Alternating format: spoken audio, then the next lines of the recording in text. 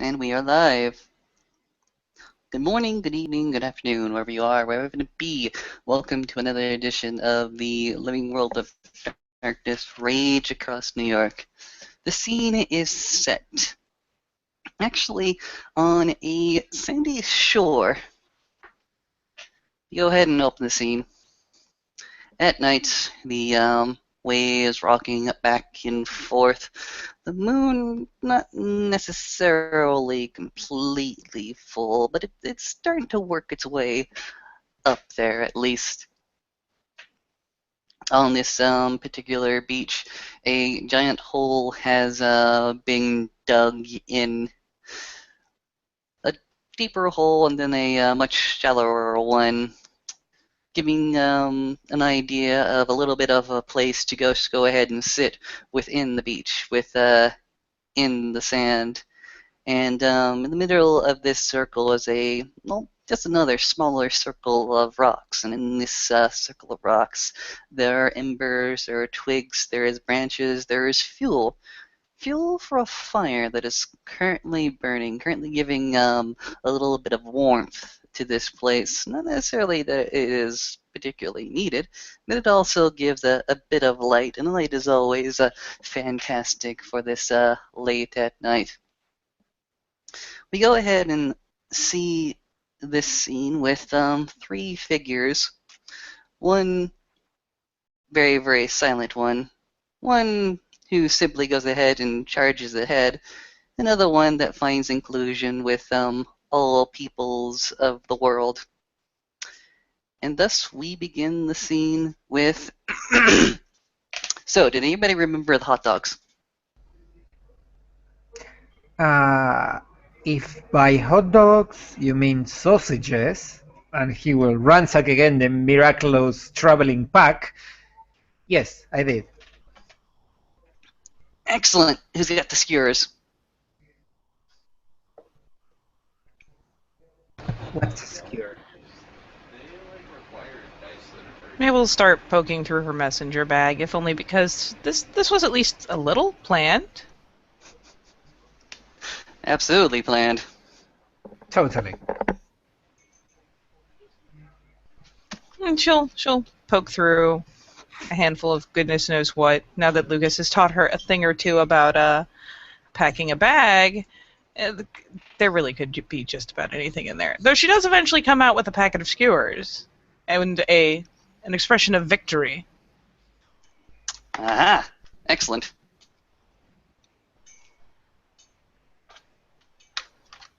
Lucas is going to go ahead and ask, so, give me that packet of weenies. Give me those skewers. Grab your hands. Yep, he will Caress that. hand it over. Alright. Lucas is going to take the one weenie, skewer it, pass it over to Maeve. Gonna take another weenie, gonna take another skewer, go ahead and pass it over to Sid. And then finally, go ahead and make the contraction for himself and just hover the little weenie over the fire, letting it go ahead and try to, as evenly as possible, cook. Sid is just straight out eating it.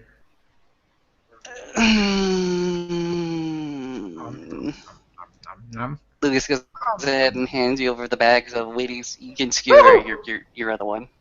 Yeah, sure. Nom nom nom nom.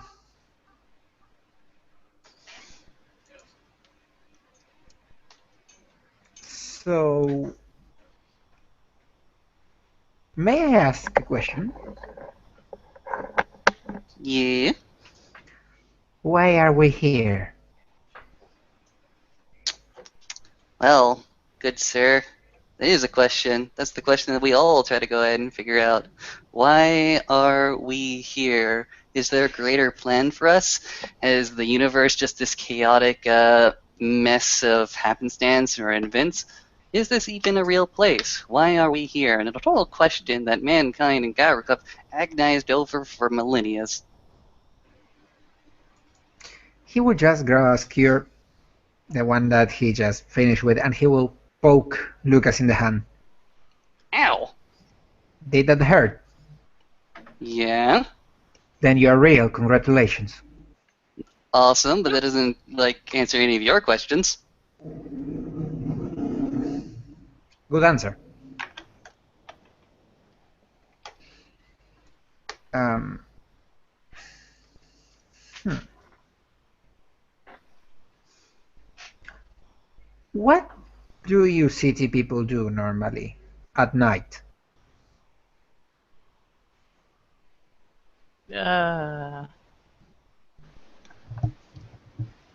She shrugs. I don't leave the Sept, like, ever. Why don't you leave the Sept? Mostly because I can't. Why you can't? Because I'm still a cub. And she kind of jerks the thumb towards Lucas. I have to be accompanied. Who put that rule in place?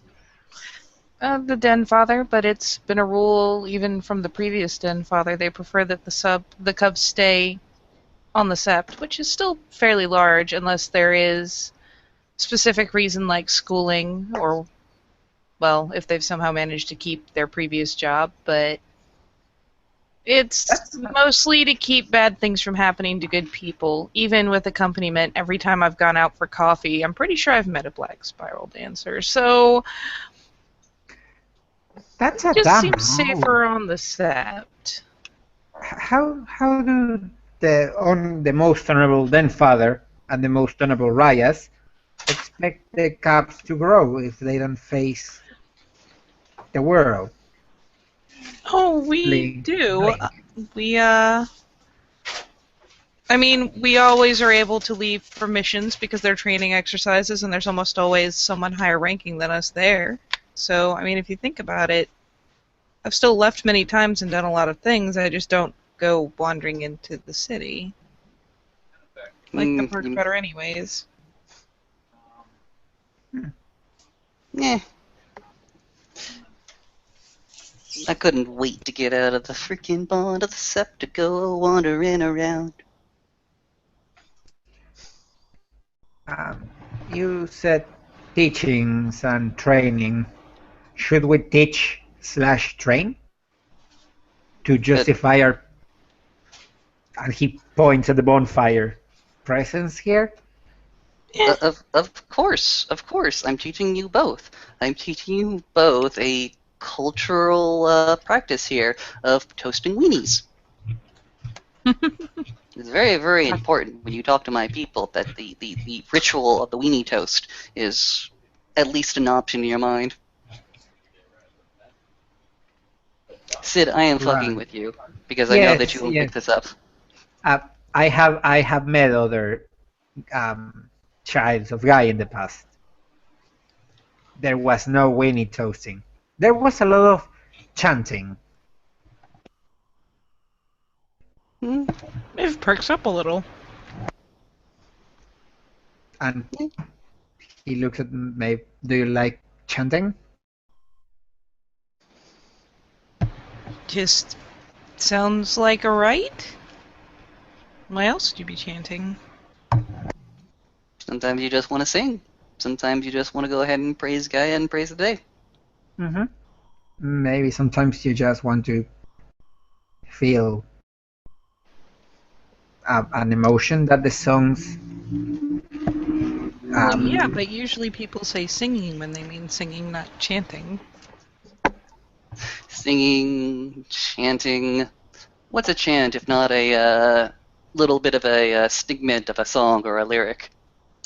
Like, if you want to go ahead and like hear the beat of your heart. Bum bum bum bum bum bum bum bum bum bum bum bum bum bum.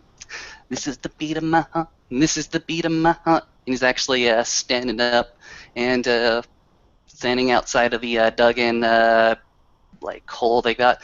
This is the beat of my heart. This is the beat of my heart. And she just looks at Lucas and just quietly whispers, "I'm sure this is breaking the litany in some sort of way." Maeve's just kind of smirking over her sausage and kind of, after a moment, goes, first off, I'm pretty sure that's singing, but second off, if that's the beat of your heart, you may need to see a doctor. Hey, how about... I'll give you the right to go ahead and diagnose the beating of my heart. The beat of your heart is very... And he brings the little black book again and starts going through the pages. Quirks a brow. Shitty.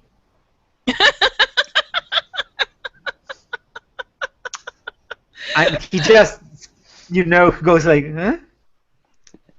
He's definitely looking at you sideways. Do yourself a favor and don't use that word to describe me. Shitty. Yes. That's a bad word. Okay. Yes. And he, skips going through pages. A little dickish? No? I've been called a little bit of a dick. And he looks at you and looks at the book and looks at you and looks at the book and looks at you. That's anatomically impossible. Don't think about anatomics. It's just no. I don't actually know, and probably I don't want to know. Do I want to know? No, you don't. Excellent. God, don't even remind me. Gina's going through a thing right now. What? Head tilt. Gina's going through a thing right now. Apparently, he's got himself a few new attachments, if you know what I mean. Is he a glass walker? Blink, blink. No, he's not a glass walker. He's actually an Uktena. And the Uktena women are apparently, all over him for some reason. Oh, and he just blushes. I think I have the correct sentence for this. 1 second, and he just keeps going through the book. Oh, damn! That's right. Exactly like that, actually. Oh, excellent. I'm slowly mastering this urban linguistics, and he just makes a little tick on his book. I swear. I had to go get him for his trial with the Philodoxes last night. That was a bit awkward. He was on trial. They did it last night? Yeah, they did it last night. What happened? Some things happened after a sewer mission, actually, and one of our own fell. It was a bit of a clusterfuck. We had a casualty, and there was questions about whether or not Chino was responsible for what exactly happened. But towards the end of the trial, completely cleared up. He was found not guilty of anything. He walked out of there a free Garou. That sounds good. And Good. who will be carrying the blame?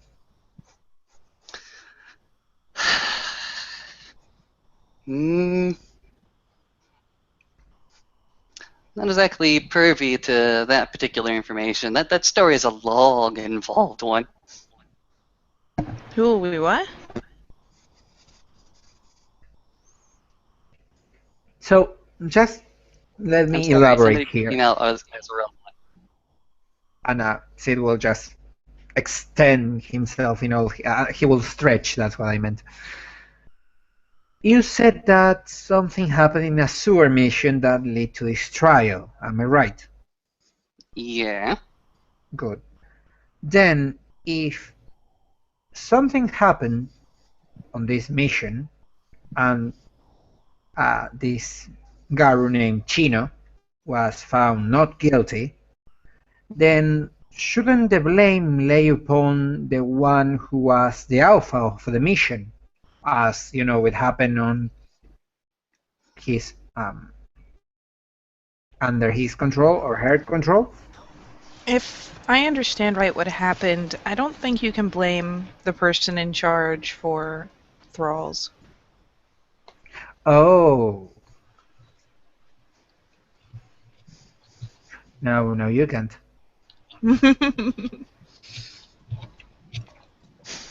If I remember right, it's not that it was anything he did or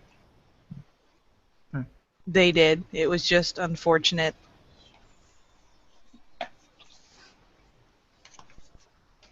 I Okay. don't. I could go ahead and tell you the whole story up and down, but right now I am not in the headspace for it. Okay. If you want people's perspectives, you should probably go ahead and talk to Chino himself. You know what my father did when I said that I wasn't in the correct mindset to learn a story or to tell What? one? Hmm? And he will just bring out two sticks from the bonfire and, extinguishing them on the sun and throw one to Lucas. As my most honorable father says, guards up, boy. Why are you testing me like this? Because my father used to test me like this. Maybe because he sees you playing with your stick all the time. And he will, he will turn around to Maeve and look and open his little book and just start. I heard that one second. That's a She dick has a joke, right? very she has a very blank expression, like she means it very literally. And when he says that's a dick joke, right? She just kind of like blinks a time or two and goes, no, like the stave, the But beaten stave. it says here, and he shows you the little book that it's filled with inappropriate urban talk. He has been learning it around the set. Thanks to the Bone Hour kinfolks, probably. Probably.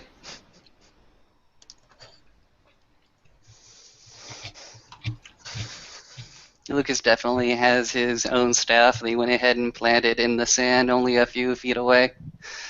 He doesn't go grab it. Neither Sid goes for his, sword.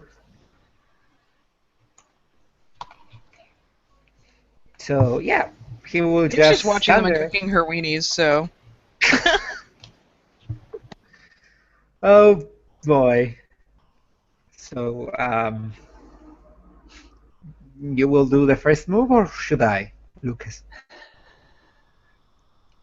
I guess I can go ahead and start and give you more relevant details. During the mission underneath the city in the sewers, the party was attacked with silver claymore mines. Ow. Thus, plenty of the party went ahead and lost their shit.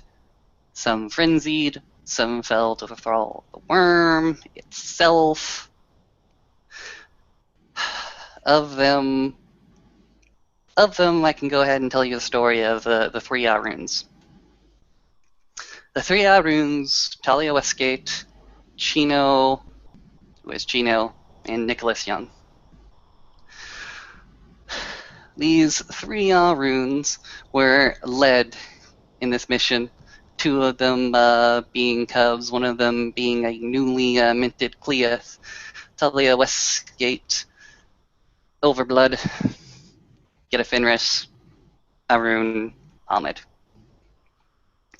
During the mission, as they were... You said they were Aget, and you see that he's actually dropped the stick and he's taking notes. Aget, what else? Talia Westgate, the Get, Nicholas Young, a cub that comes from Bonar stock, and Chino, also an Arun, also Hamid, also comes, well, actually, he goes ahead and comes from a tennis stock. Nicholas Young being Metasborn. I don't need the names. Names just spoil a good tale. Fair enough, fair enough. So, while the party was split, the Gidefenris Clea went ahead and was led by a Silverfang Ragabash, actually. And the stock of the Bonars and the stock of Uktena went towards the left path, led by the majority of the party.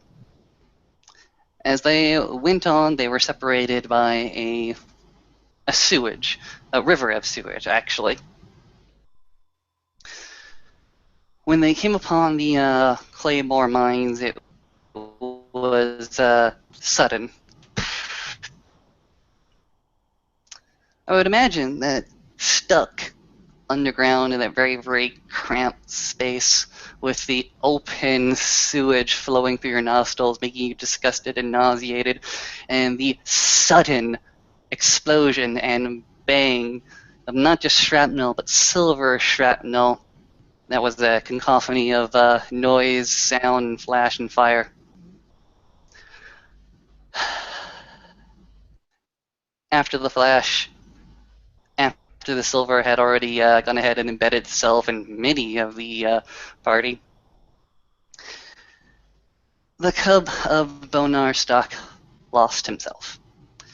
The Getafinris Cleith lost herself. The one cub of Octinus stock kept his head clean and cool. While the majority of the party could try and handle the Bonar and put him to the ground as best they could, the one of Octinus stock was knocked into the open sewage,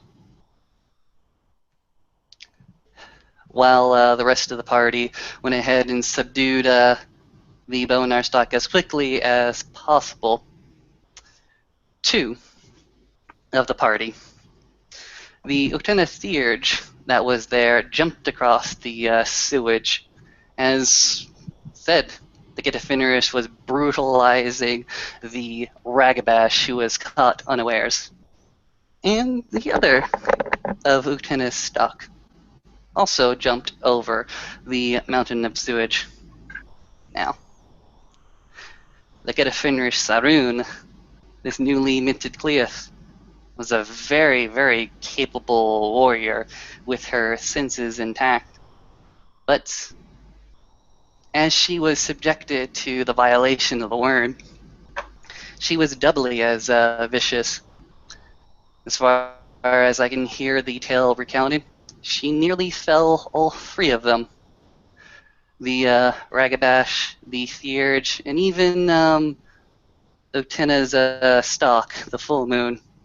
So, Gino, the third Arun, struck out, needing to end the fight as quickly as possible. For who knows what may have happened if the Getafinris Arun caught in the worm's thrall would have not felled another one of them just as quickly within the next 3 seconds. And so, there was a cacophony of different decisions made after that. The Philodoxes had to get involved, and as one of the Aruns was unfortunately dispatched, dead, killed by another one, That's the two of them, the get one? Taleo, Westgate, Getafinris, Arun, Cleith, Hamid, dead. Okay, thank you. And he keeps writing as he just keeps looking at Lucas. From that came 2 trials. The trial of Nicholas Young for the actions that he performed while in the thrall of the worm, and Chino for his actions that directly caused the death of Talia Westgate. Now, because of these circumstances, Chino was not found guilty of violating any part of the litany whatsoever. Well, Nicholas Young had unfortunately committed an offense against the litany and owes reparations to, well, Chino and or the tribe of Uktena, whoever calls upon that dead first.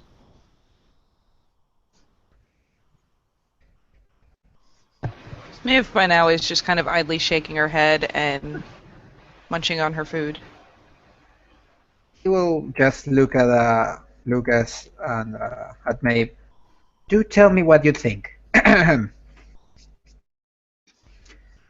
Once, through a room, enter a dark urban cave, a get, a bone nowhere and a Yuctina. A silver fang Ragabash led the quest through the damp, foul place. Evil struck quick as thunder, making fire and pain rain. Explosions filled the world and rage grew high. Get an hour howled and berserk, but the Octina kept his head. Fury boiled and struggle arose, until death came to the door.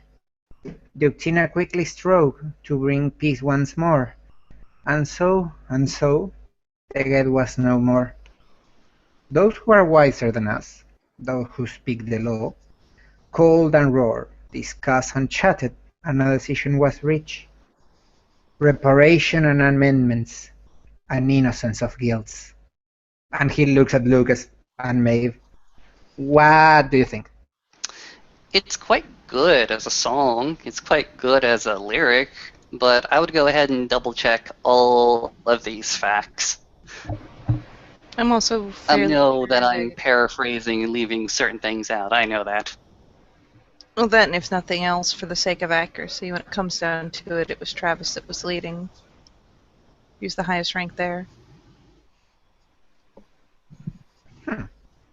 This is just a way of saying songs are not always 100% true, especially not ours.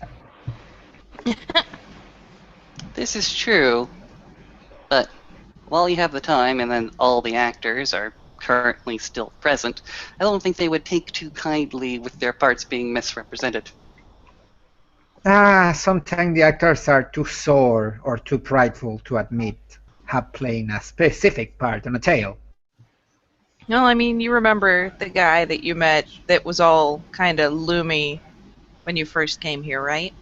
Yes, Travis Raya. Yeah. I imagine that if you said it was being led by someone else, he'd probably get butthurt about it. He's been touchy lately. Okay, so should I put, what is he? He said he was a Fianna? Oh. Mm-hmm. The metric. A Fianna, She shrugs helplessly.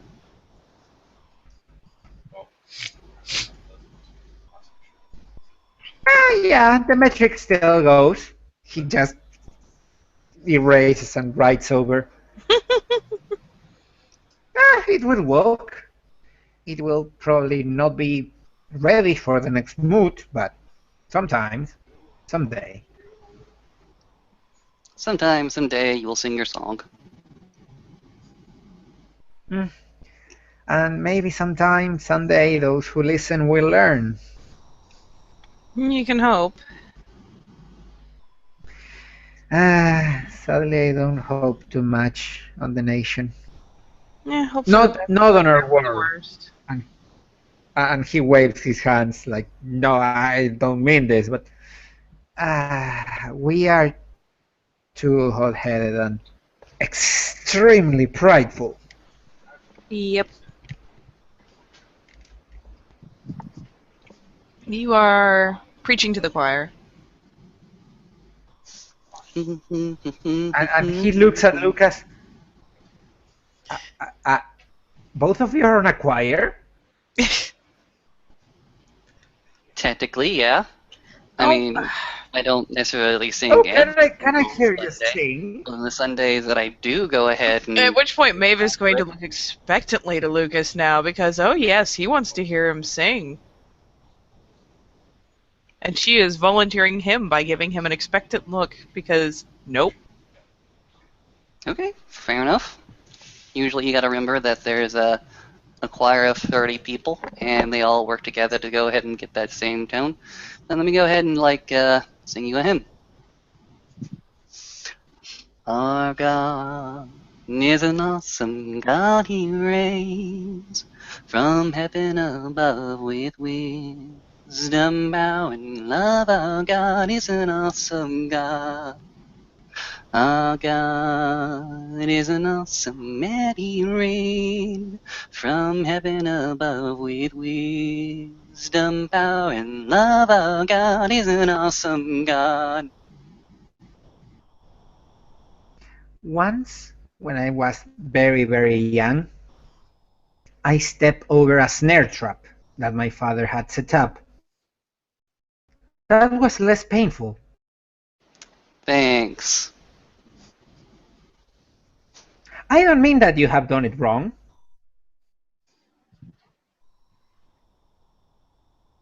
I just saying that there is room for improvement. And that's a good thing. Okay, I looked up these words.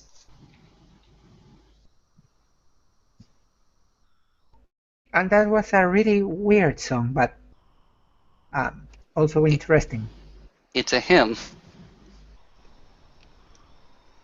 It's a hymn from the church that I frequent sometimes. Yep. He looks at Mo. He isn't Black Book cheating me? No. Apparently Lucas goes to church. Okay. The things you learn every day. Church is good. Church will let you go ahead and get connected with the community. And they teach you some manner of peace. Who am I to go ahead and discount somebody else's way towards peace and happiness? I guess. Why do you go to a place where they speak about peace and happiness, and just simply why don't you look around you and see what Gaia has gifted us? Maybe puts her finger on her nose. For example, and he points at Maeve, Gaia has gifted us Maeve. Brow quirk? He points at Lucas. Gaia has gifted to us you, Lucas, and Gaia once again has gifted me to both of you.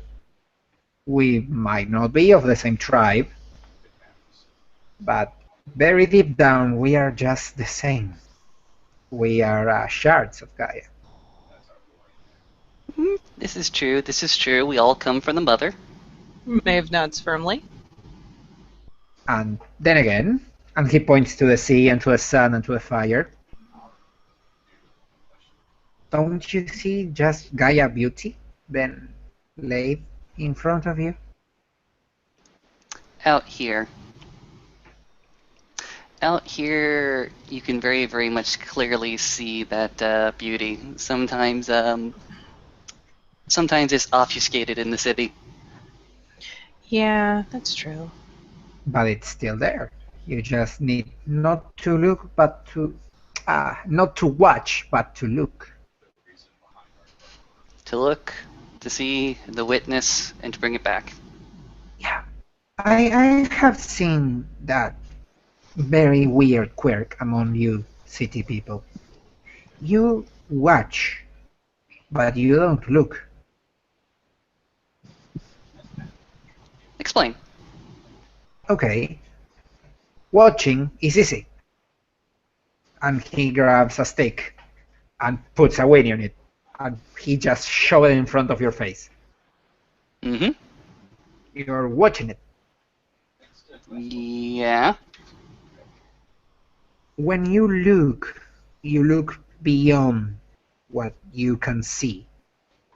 And you start thinking what it was, what it is, what it can become. Wait a minute, where'd you get this fucking stick? And he points to the ground near the fire. You literally stuck your hands in the fire just to make this kind of analogy. No, I said near the fire. I'll have to correct that at some point. But you do go on. Slap. It's not like they don't have extra sticks there. You gotta feed the fire something. Jeez. Yeah. And he will boop both of you on the head with the winnie. Hey! Now. Do not hit me with uncooked meat. And he Is will. it because it's not kosher? Yes. He will throw the winner away. and just go through his pack. I have the perfect thing for this analogy. 1 second. What is this shit? No. What is... Nah. More seats. Eh. He just taking all his shit apart. Until... Come on, Windows, you can do this. I trust you. You're a great operative system. Come on. There we go. Until he actually brings the flute that he was using the times both of you met him, and he just gives it to Lucas. Yep. Go ahead and take the flute. Mm-hmm. Tell me what you see. Describe the flute for me. It's actually about 30 centimeters long, 3 centimeters wide. It has the custom amount of holes on it. It's transversal, so you touch it, you play it, sorry, this way. Oh. And it apparently is handcrafted. It's Okay. extremely pale, almost bleached. Lucas will go ahead and mimic the transversal nature of it. Go ahead and put his fingers in the various holes. Take a sniff of it. With primal urge. Is it the bone? It is.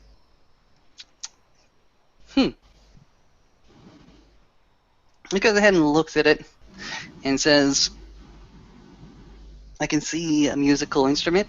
I can see a lot of time and effort was made into this. A pair of hands made this, not machinery. And I can tell it comes from a bone. Yes. All that's correct. That was a very educated analysis of it. An example of looking rather than seeing? Actually, what that was watching. And he grabs the flute and give it to May. Look at it and tell me.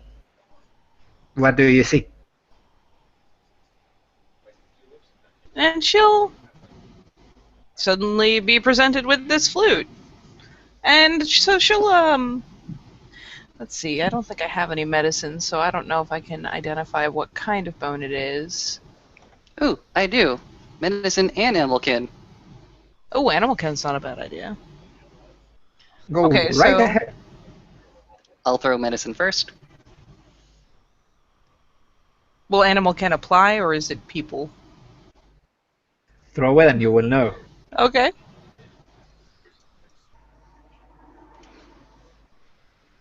I don't know shit. The medicine doesn't Look do at anything. neither. Let's see if the animal kin does. Actually, I should. Ooh, I know what I'm gonna do. I'm gonna do intelligence survival. Animal kin gets 1. Okay, you can tell. Survival This is way better. Oh, damn. Okay, I think this will apply, so both of you can tell. This is no animal bone.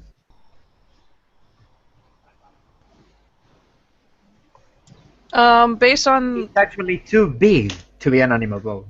Mm.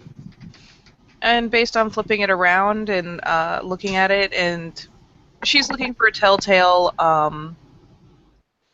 like the slight buffs and not like deep scratches, but the light scuffing and scratching and buffing you get from being an item that's older, being handled a lot, perhaps having new layers of lacquer or something put over it after it's been handled for a long time and upkept over a long period. Oh, nice, nice. For that very specific description, I will give this to you without rolling. This item seems to be rather new and rather well kept. So it's definitely not like some hand-me-down item that's been in the family for years. It's one of those things that was made more recently and is just Yes. a cherished possession Yes. because it's in very good condition. Maybe not it's because on very good condition. Maybe it's cherished based on something else. This is possible. But it being in good condition usually indicates that it's of Yes. value. Yes, it is. So she's flipping it around and looking it over. And kind of knits her brow and thinks about it and says, "Well, it's obviously something you care for because it's very well kept. I imagine you have a fabric sleeve or something, maybe even a padded one that you keep it in to keep it safe in your bag. Mhm.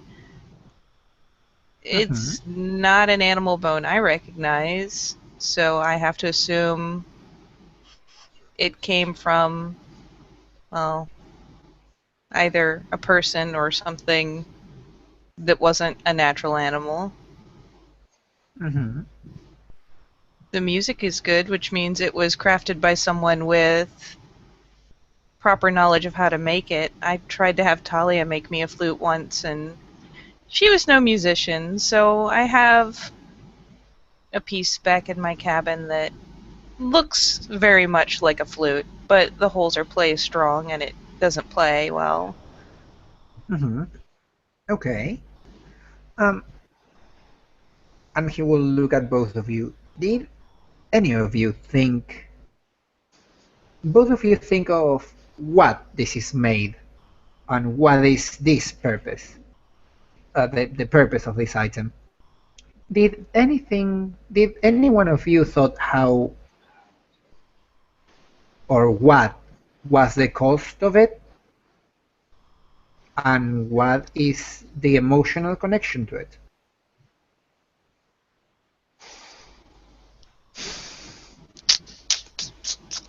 Would cost you an arm and a leg, I know that much. Ugh.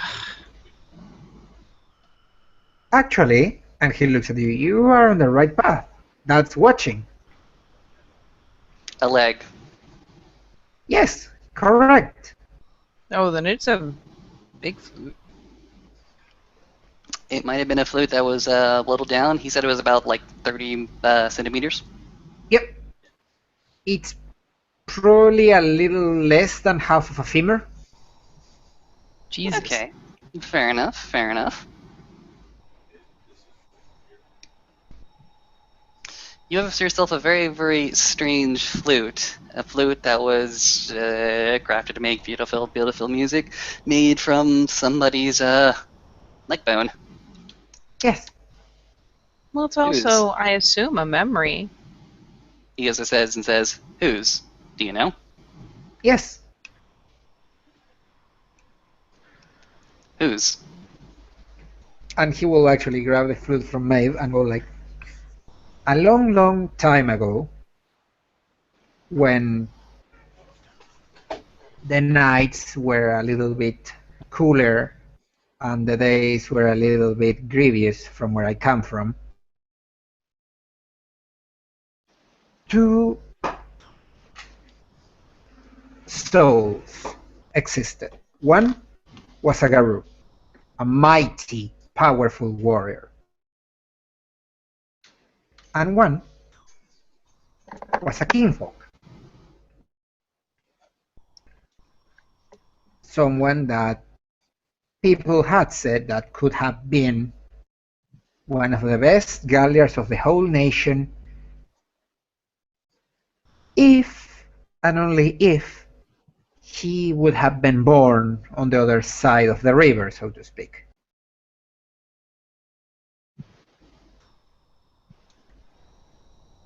One night, when everyone was lost on these young men songs, and everyone was making merry and was happy, darkness came and swayed itself over these poor nomads' camps. Bathers erupted everywhere. Howls, pain, and blood filled the night.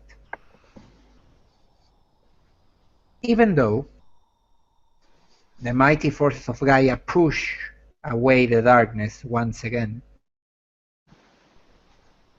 the cost was too much.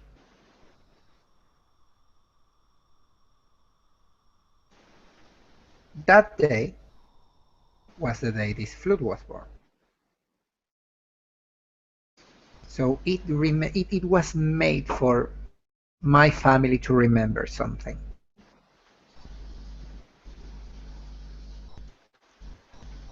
That we should stop watching over differences.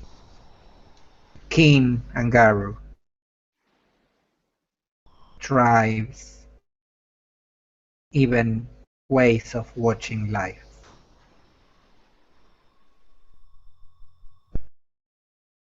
This flute, and he just plays a little bit and it actually sounds a little bit like the wind. It's made from my grandfather's leg.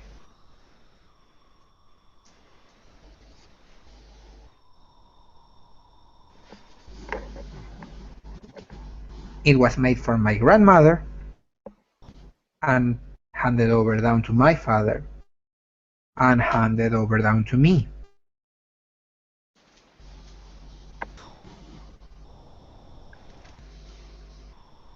Just to remember this. And he actually brings out the sheath, the protective case, that is a long piece of cloth, and he just pulls it outwards. That's correct, right? Outwards? Yeah. And there is something written in Arab that he will translate for both of you, and it basically says, "Enjoy life with all its pains and pleasures, because our souls and existence are as brief as a candle, and the next time you blink, you might find Gaia in front of yourself." And he will, put it the correct way and put the flute inside and put it on the backpack. That was watching. Watching is look at an object and think to the story behind it. Looking at someone and thinking of the story behind them. In that way, we won't be as hastily on producing a judgment.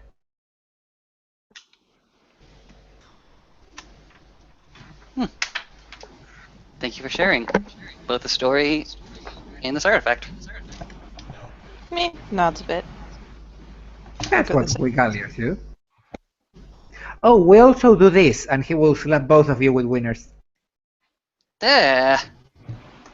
Yeah. Why? Why not? Maybe we Everything don't want to was get slapped so- by your wiener. Well, too late. You have been. How does it Whacking feel? people with your meat all willy-nilly like it's okay. You shouldn't be It's doing not that in okay. public. It's Jeez. never okay. How would you like it? He goes ahead and grabs his own wiener. He sort of throws it at Sid, at his face. How do you like bites it. that? He just bites the tip off, like, ah! Well, that's somebody's fetish.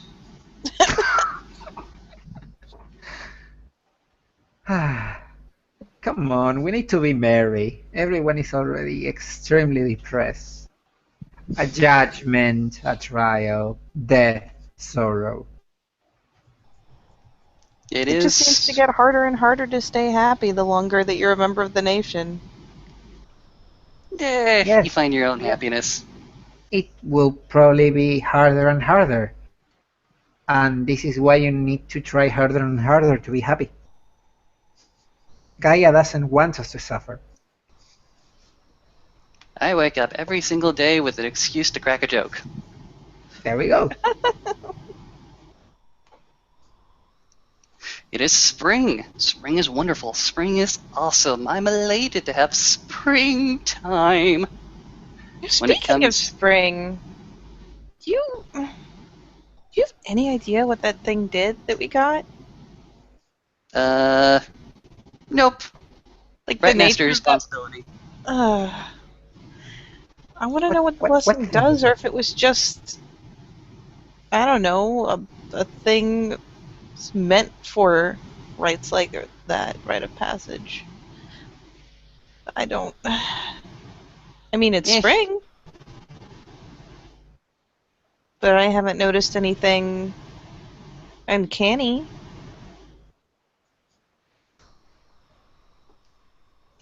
you went ahead and passed on the blessing of spring onto Chases the Storm, Raya.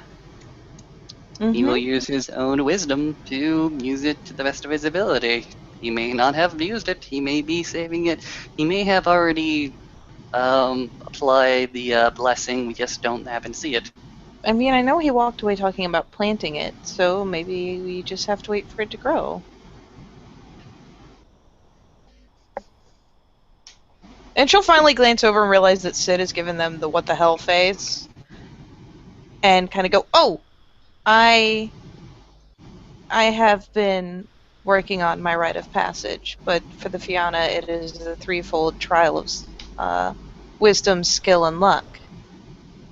And for the trial of skill, I was tasked with going to the home of spring and bringing back the blessing of spring. And I have become curious what that blessing is." Um, it actually depends. I can give you what is the blessing of spring for me. The fact that today is longer. No, and he The actually fact goes to that the near the water, grabs a little bit, and just stands, over Maeve and just sprinkles water over her head. She'll kind of laugh at it. I mean, there's not but so much you can bring back in your hand, so it's not like she's getting doused. Yeah, and She'll go he and kind of sits comb her behind damp her. hair back out of her face. In spring, it tends to rain a little bit more back home. Yeah? Yep, Spring showers bring April flowers. It's April and showers that for bring us again. Mayflowers. Mm. What is spring for the Fianna? What it means? She kind of winces a little and kind of shrugs. I know the celebrations that we follow. I know what it means to me. I know what my family taught me, but Then focus I... on what you do know. What Okay. does your family do around this time of year? Well, while others are doing Easter, we're doing things like, sure, we'll dye eggs red, but you dye them in beets and then you bury them to both represent the life that Gaia is giving, kind of like, and kind of gestures idly to her self, but also because it feeds the ground. It provides nourishment to the plants that are about to grow. It's birth and life. And why don't you do that around the Sept? You would actually be bringing the gift of spring. Oh, I do. Of course. I'm still waiting for the kinfolk children to get those last 10 eggs. They would have probably been rotten by now. Yeah, I guess so.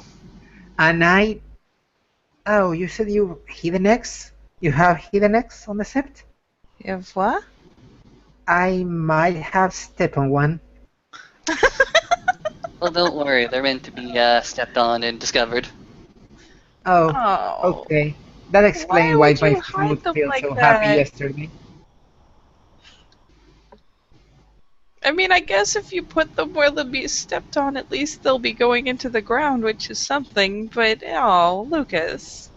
Hey, How do I you don't ever step on control a how boiled egg? people go ahead and discover the eggs that were hidden. That's entirely up to them. We're getting you plastic eggs next year. If I go ahead and leave plastic eggs all over the park, they are non-biodegradable and will simply It be means you'll have considered to go littered. pick them up afterwards. And there's no point. Look, look, look. Hey, if your family went ahead and buried plastic eggs, would that be very good for Gaia's Green Earth? No. We're not burying them for people to find. We're burying them to feed the earth. I'm doing the exact same thing. And then No, telling you're people to doing find it them? for me to step on them. Oh no, I'm not telling people to find nothing.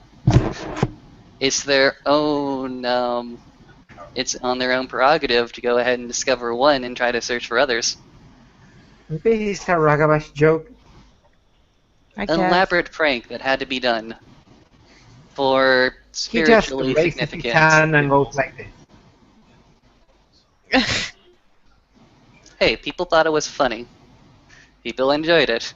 Therefore, Ratatouille should be pleased. Who? Ratatask. Ratatas. Right? In fact, I think Ratatas would find it freaking hilarious that people are digging up things that are buried. May will glance over again. We have a second, I guess not cairn yet, but a second place of power and many spirits guarding it. And Ratatask is a stalwart defender, but also very quick and a very good prankster. And in exchange for his watch over of the tree, has required that for April Fool's Day, the Ragabashes essentially go all out. Oh, that's a dangerous request. This is true, but he also did put on the condition that if somebody was truly angered, if people became frenzied, it would spoil the jokes and they would anger him instead of pleasing him. So it was a delicate balance of finding jokes that were funny and sometimes complex, but not offensive. Okay. And yes, I'm sure he enjoyed that.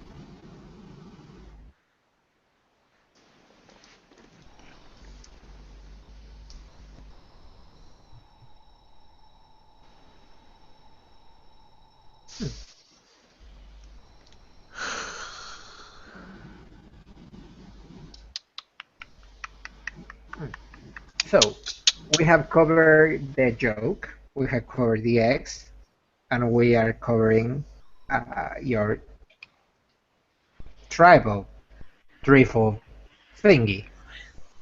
Yeah, it seems a little complex compared to what most of the others have done. I was the first to change of the, well, crop of cubs that we had recently. 10 in And I am- total? Well, now, but initially there were 8 of us. And I was the first of them to change, and I will be probably the last of them to finish their rite of passage. Oh, your right is a little bit more complicated, I would say. Mm-hmm. I petitioned for my right the same time Lucas did. His was just much quicker. Or, pardon, How did you I think a become? day or so after. How did you become a Cleath, Lucas? I was badass enough for them to go ahead and say, you're in. So, by having a bad bottom, they allow you to become a Cleath. I'm pretty sure my bottom could go ahead and take a beating if you went ahead and dropped it. You're a weird tribe. You're a weird tribe, child of Gaia. Look, I had already proven myself about 10 times fold by the time the spirits went ahead and recognized the amount of renown that I had, and it was simply a. Actually, we went ahead and did it over a very, very fine peppered and spiced stew.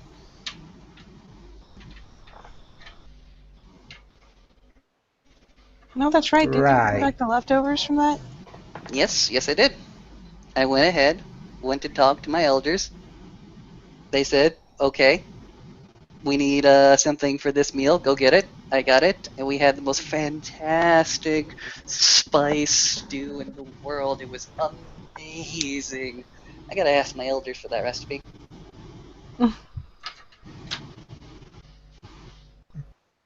Okay. Look, before that, I went ahead and stared in the face of all that is just Ungayan and of the worm, a giant worm creature known as Leviathan, straight into the eye and did not bulk. Okay. Before that, I had spent about a goodly number of years, about 5, also running from worm threats in the Tellurium as a kin.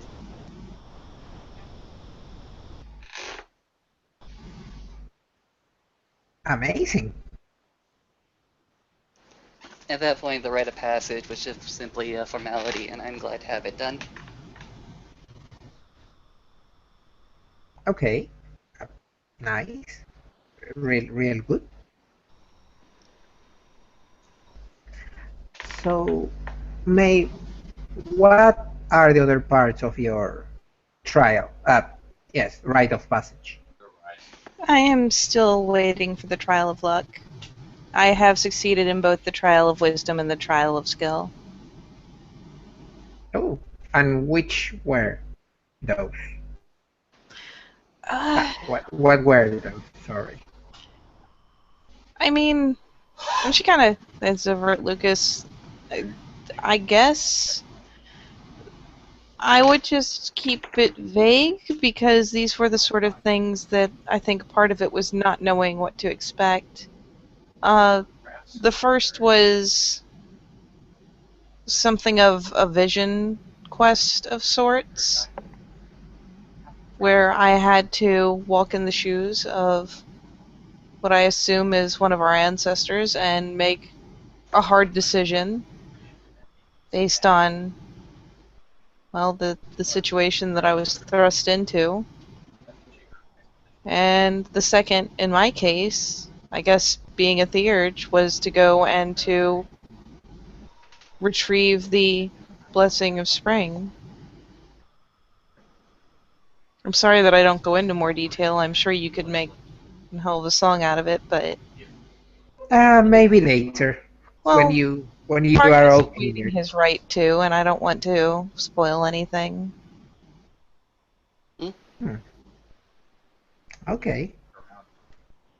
Finally, Sid will just look at his watch.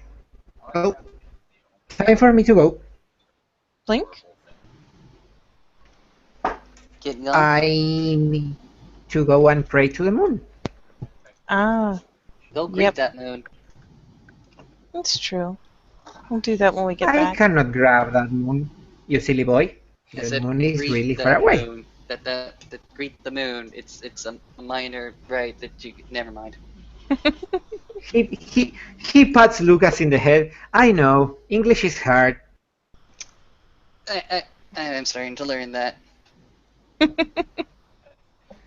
And he will just turn around, pat Maeve on the back, and he will grab his things and go to an undisclosed location. An undisclosed location. That doesn't sound shifty or anything. That's fine. hmm So Lucas is gonna go ahead and return to the fire pit and just go ahead and lay out. Uh, so, what's been new with you? A lot of gardening. A lot of lessons with Addie. Good, good. A lot of chiminage to keep up with. But nothing I can't do. It's very, very good.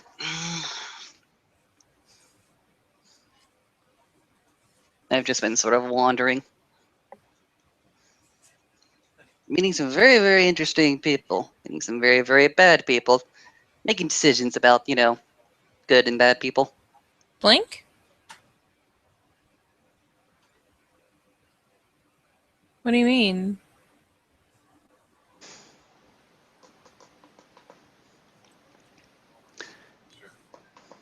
I don't know how much of the story that I can go ahead and retell and relate. It's just you meet a lot of weird people when you walk off of Sept. Would you go into the other areas of the city they told us to stay out of? Well, at least Well, when you were a cub anyways. I guess now you can go wherever. yeah, I can pretty much go wherever I want. Nothing is really restricted to me, so I've been making liberal use out of that one. There's a whole wide world out there. It's just people with really interesting abilities, people who just do the darndest, most desperate things, and the the casualties that they leave behind for doing something stupid and desperate. Hmm. Well, I hope it's not all bad. Oh no. Overall, it was a good big romp out there, actually. Very, very good romp. Yeah? Mm-hmm.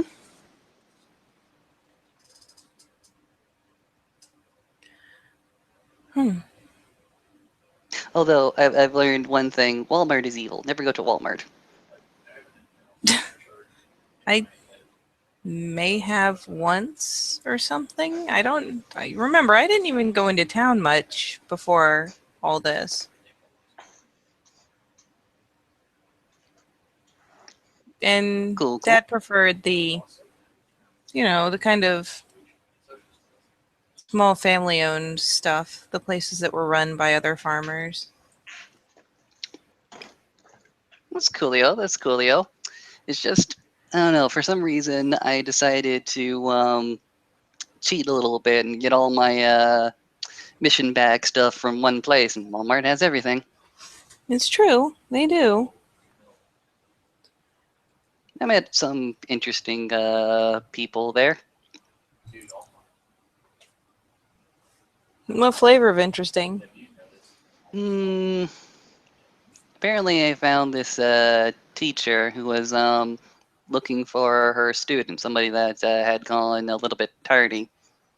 And I don't know, I just got roped up into this venture, and when we eventually came across her student, she was kind of in a really, really bad place. She kind of quirks a brow. You found a teacher looking for their student in Walmart? Well, technically, I found another student of hers who led me to the teacher, and the teacher said that she was looking for one of her other students. Okay. That sounds weird. It was weird, very weird. If you say so. Like I said, we found this other student who really, as far as I can tell, she was liked by all of her peers, was very, very shy, very, very quiet sort. But when we found her, she was just dark.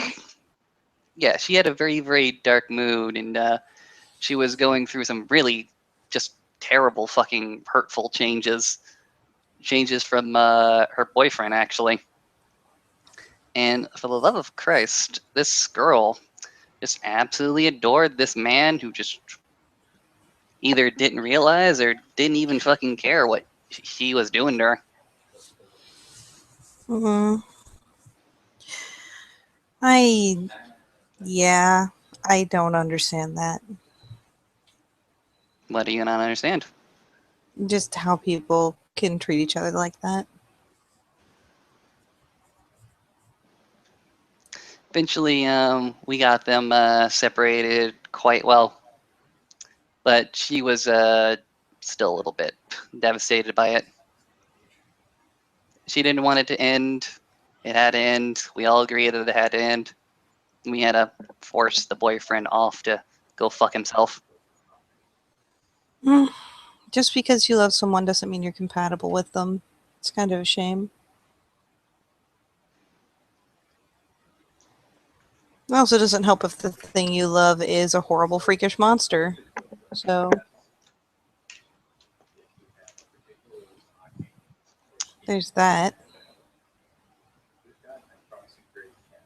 If anything, it was a little bit of an edifying experience. I was in the right place at the right time to go ahead and apply the right amount of pressure. You think she's going to be okay? She will recover what that bastard did to her. Her body will go back to what it once was after some time of recovery. And I'm sure she'll get over her heartbreak. Mm-hmm. Time heals all wounds. Hopefully, by being separated, she'll be able to have some clarity in what happened instead of just seeing it through whatever sort of eyes she was looking at it through.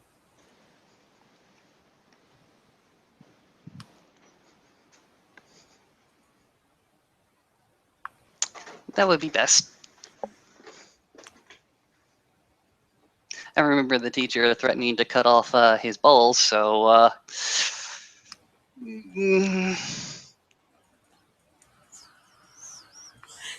A teacher? yeah.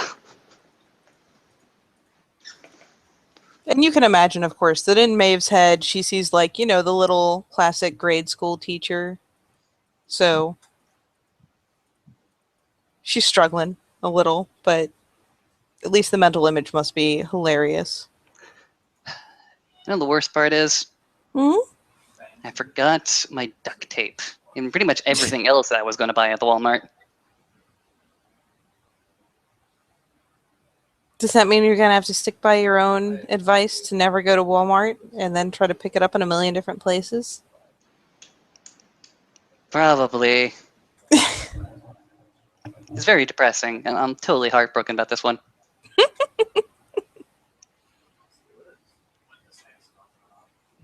I'm sure between an outdoors camping type store and a hardware store, you'll be able to find everything you need.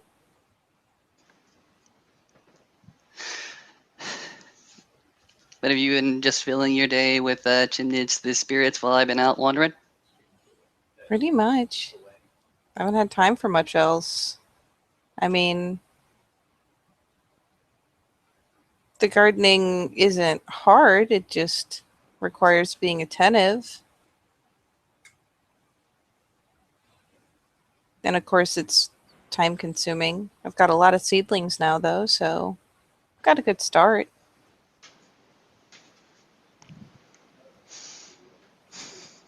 Good, good.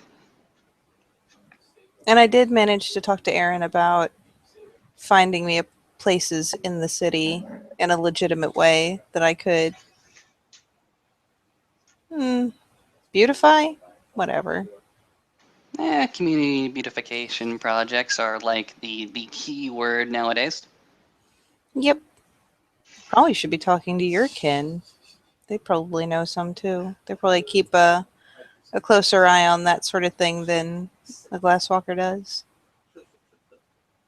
Because I had nods. Yeah, yeah.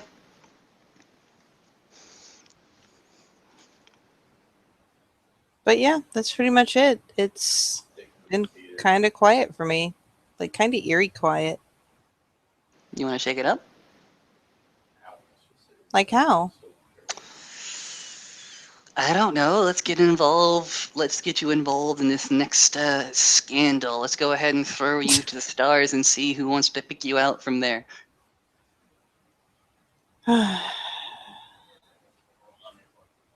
be nice to get out and do something again, I think. Or just get up and do something. I think I'm going to have fertilized potting soil under my fingernails for the rest of my life. Yeah, I could see that. Must be terrible on your knees. It's not that bad.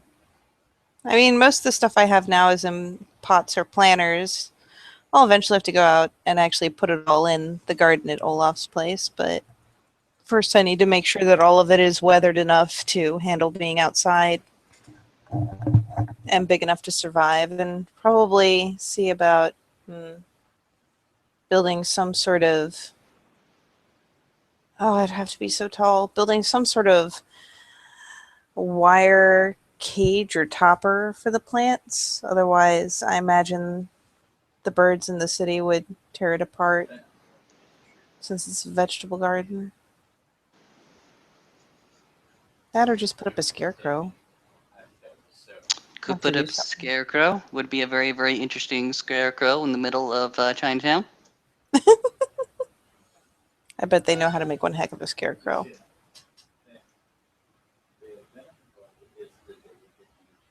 And I bet I could do a deal with a small, some small little wind spirit to rustle it around every once in a while. Make it look a little lively.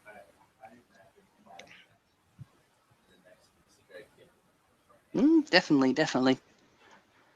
It might get a kick out of the joke. I don't know what spirits find funny. I don't either. I mean, not all of them anyways. Some of them are easier than others.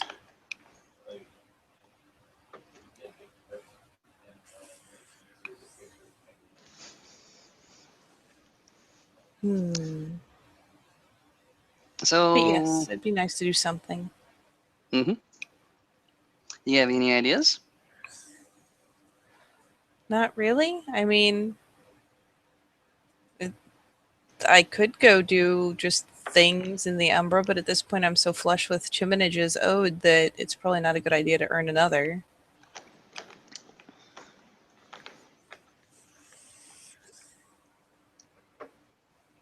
At least until after this month, when I'm done with Addie's required classes. How's Addie's classes going? She is listening. She's learning.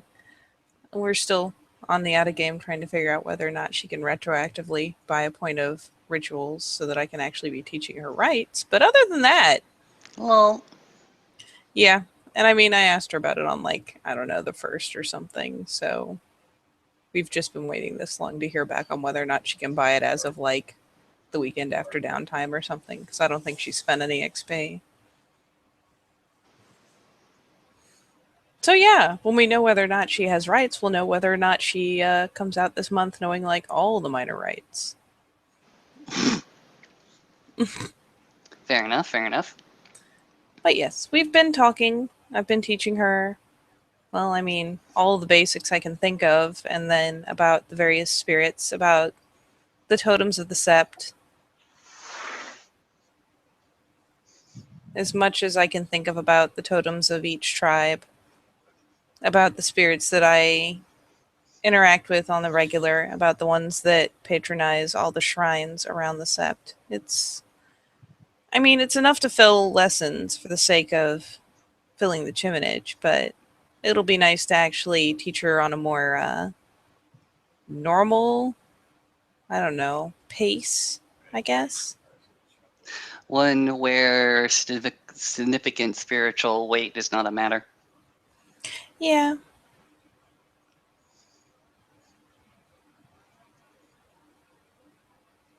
I mean, even 2 lessons a week is practically enough to fill the chiminage, so it's not too bad.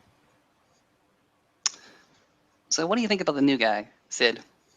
Sid, I mean, he's nice. He's very nice. And he's a little more thoughtful than I thought he was. Thoughtful is good.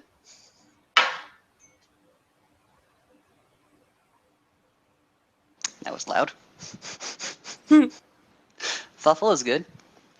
And he He seems seemed- to enjoy being a Galliard. He's the first one I've seen actually. I mean, Dizzy did do the one song, but him just on the spot listening to a story and spouting out a song for it is actually really neat. 'Tis a really, really great talent. Well, Actually, and finding lessons in even the smallest things is, I don't know, it's a talent. I mean, anyone can see the lesson in some, or the story behind some huge adventure, but when it's just common day-to-day things or smaller actions that we take and he's still taking lessons out of them.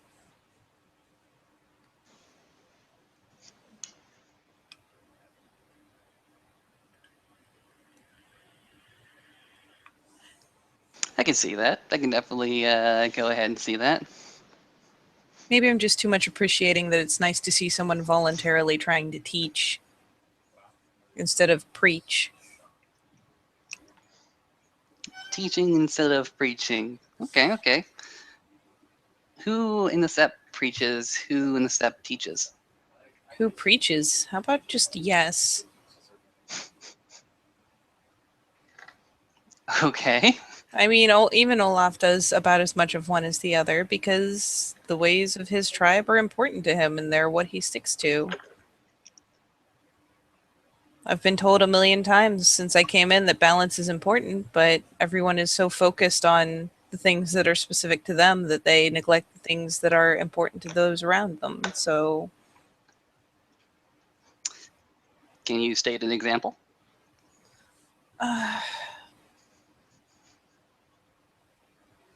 hmm.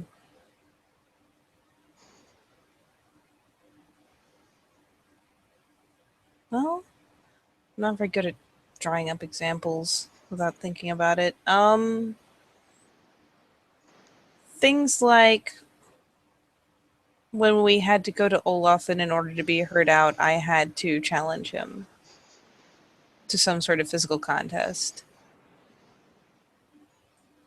It's because, or better yet, Lily's whole going around and trying to fist fight everyone when she first arrived. I understand that it's her way, but it's not everyone else's way. And giving the impression that you would be seen poorly for not, I don't know. That doesn't seem like a good example. Damn it. No, there's just, It's much easier to describe a mood than it yeah. is to state examples, I understand. Yeah. So let me just ask you this.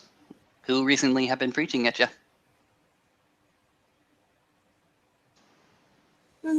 I mean, since the last leg of my right, I really haven't had much chance to talk to anyone. I talked to Garrett and I talked to Olaf. I got scolded, then I got my ass beat. So, I mean, there's that. So Garrett scolded you and Olaf beat you? Oh, yeah. Yeah. For what? Oh, I broke the veil. Went out for a girls' night, as it were. But we were trying to check up on the whole thing with Chino's kinfolk and the people who were attacking them. So a bunch of us went out and investigated. And I got stuck as lookout, and I guess in a way I've learned balance too well in that it seemed only natural that if I wanted to be able to see and hear better, I should be in Lupus. And I didn't stop to think that in the city that may not have been the best idea. There weren't cameras around or anything, but a car going by did spot me. Lucas doesn't say anything I mean, at it all. was people going full speed and just kind of drunkenly yelling something, but still a breach.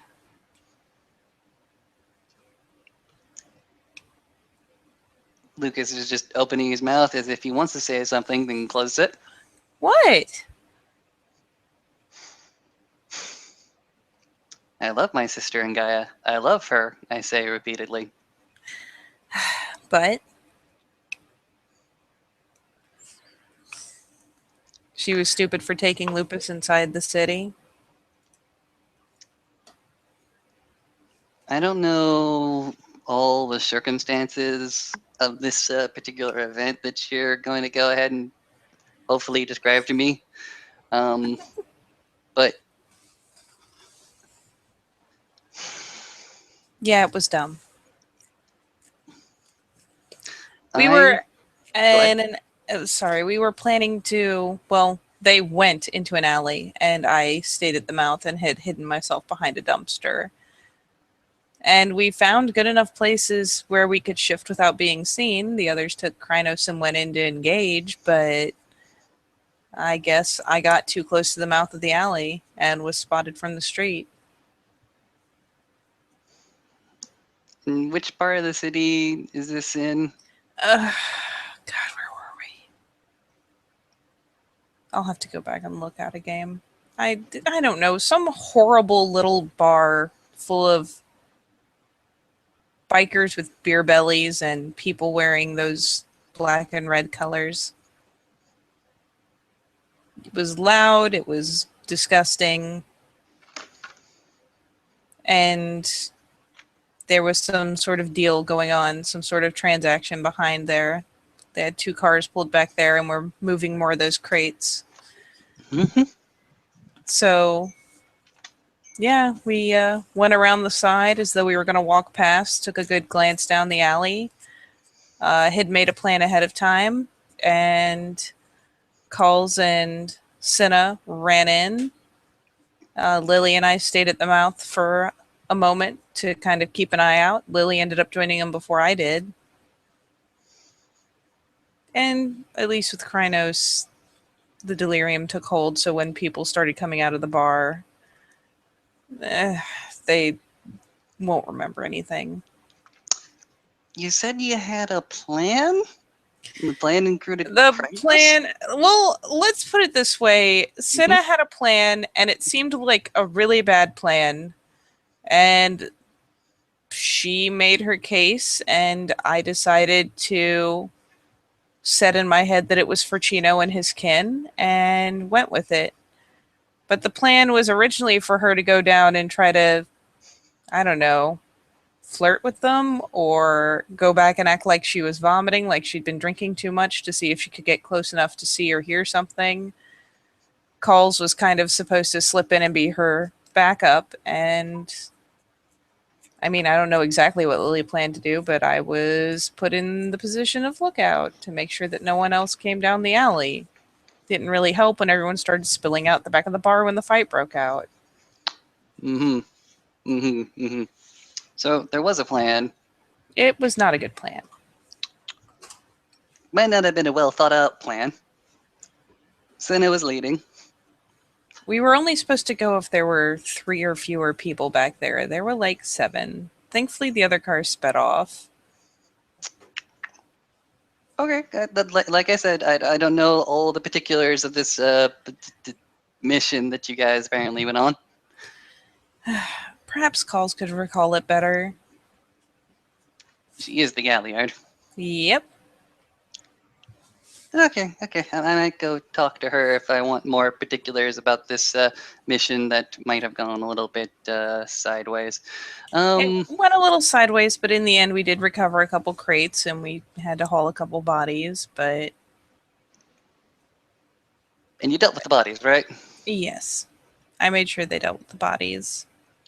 Olaf had me help deal with the bodies. It was disgusting. Of course it is. They're dead bodies. Never Well, really one of the wholesome work. Fomori was like melting. It was terrible. Oh, you didn't mention Fomori in this story. There was a Fomori. There was probably more than one, but if there was one in the other car, it left with the car. Okay, fair enough. So one guy completely freaked out by delirium and a Fomori. I think. I'm sorry. It's been a hot second, and I've been trying not to think about it. It's been a hot second, and you like you said, you've been scolded and beaten for this one, so don't quite blame you for not wanting to remember everything. Hey, have you heard from Dizzy at all since that whole thing we all did, that big push we made to get Cinna back? Oh, yeah, no, I have not heard like kite or hail from her. I went ahead and visited the Rock like hot minute ago to give a gift, but no, I didn't see no Dizzy there. I saw the Garrett and the Lily.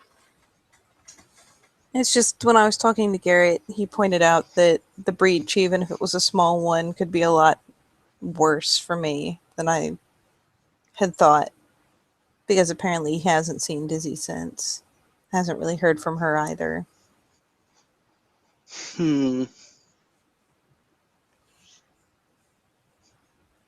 I was surprised that even with the pack link, he hadn't heard from her. Really? That's Yeah.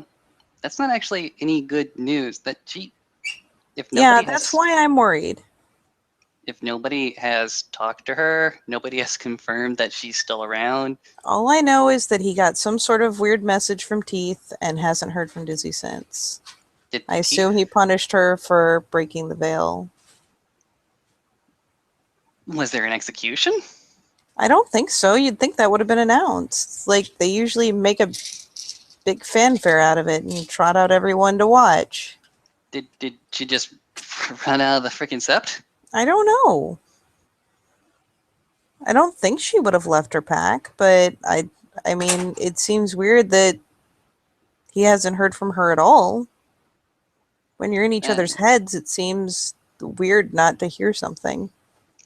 It's awfully disconcerting.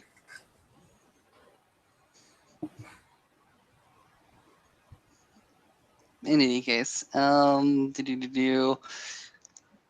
know, Sid, he came to me, well, I shouldn't say he came to me. He was like playing his blown flute. I know that was a bone flute. Right outside one of the cabins. I went ahead and shaked him out of a freaking tree, and took him to go see the Cleopatra needle. Actually, that big freaking obelisk in front of the art museum, right?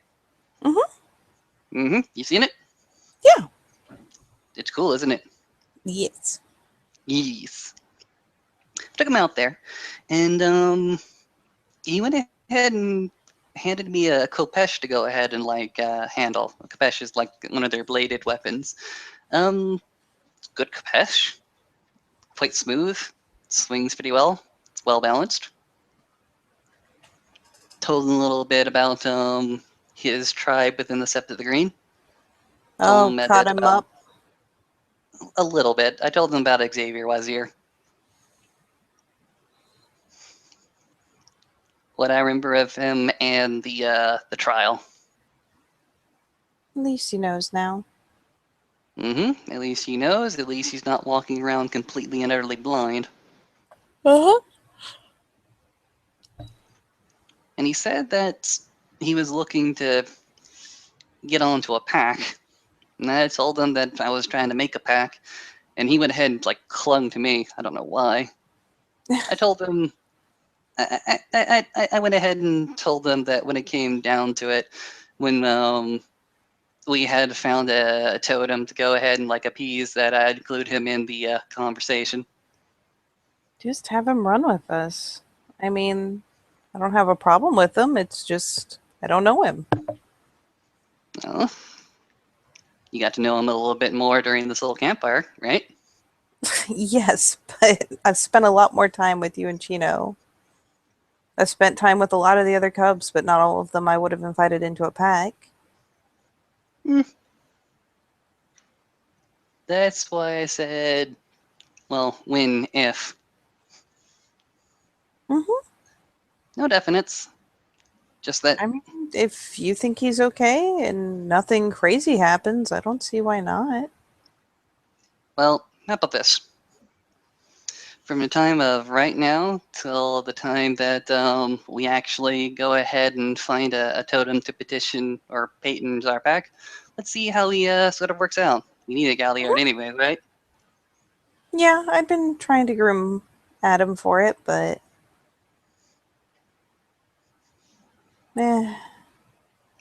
How is his education coming? he's a good guy. He's a good cub. I mean, he sticks close and he listens and he watches, which is more than I can say for some of them. He doesn't need to be scolded. He doesn't need to be directly told. If he notices, especially when it comes to the lupus social stuff, if he sees what I'm doing and sees the reaction it's getting, he learns it and he mimics it. That's good. He knows how to open his eyes, and he knows how to act appropriately. Good on him. Maeve. Mhm. I believe it's like almost a month ago.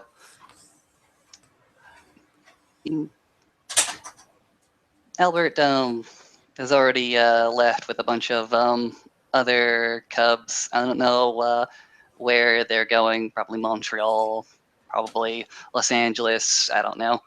But about a month ago, before he got shipped up, and he came to me and he wanted to apologize to me.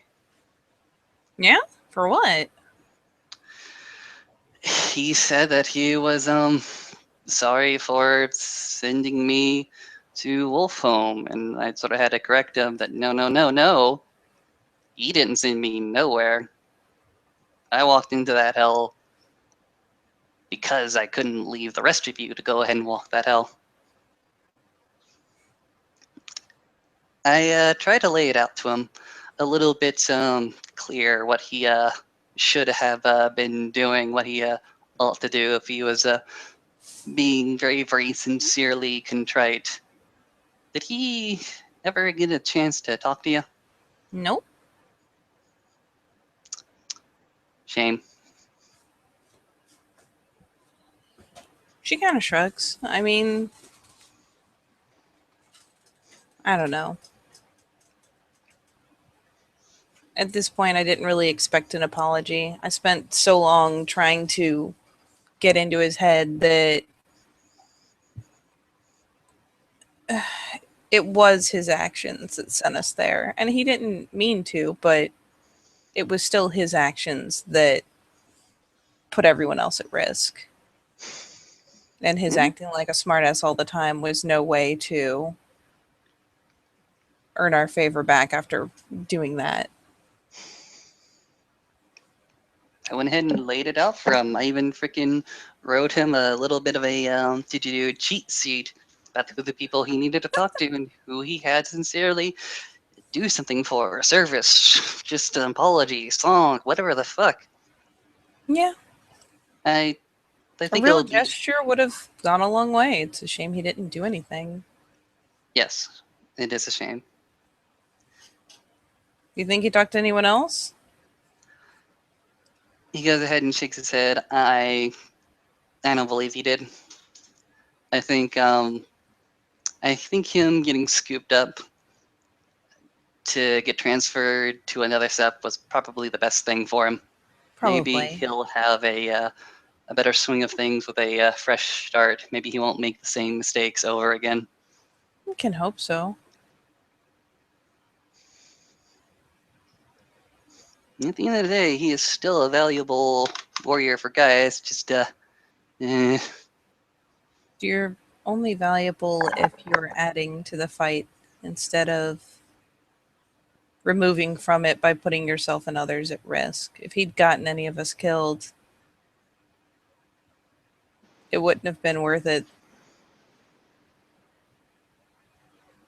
that might be true. That might be true. But Gaia goes ahead and chooses her chosen people, and sometimes it's just a matter of knowing where to place a person to their greatest effect and beating them until they remember the right kind of behavior they should learn. Yeah. Yeah. I wouldn't normally agree with you, but yeah.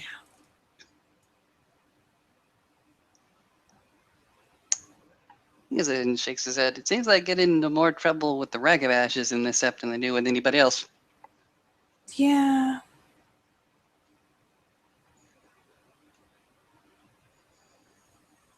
Which is kind of weird, really. I mean, I know they're supposed to be pranksters and all, but these guys don't know how to tell a joke. It's Been a while since we've seen a prank go through all right.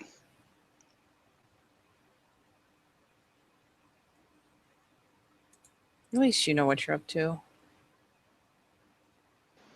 Because I had nuts. Mm-hmm. Mm-hmm.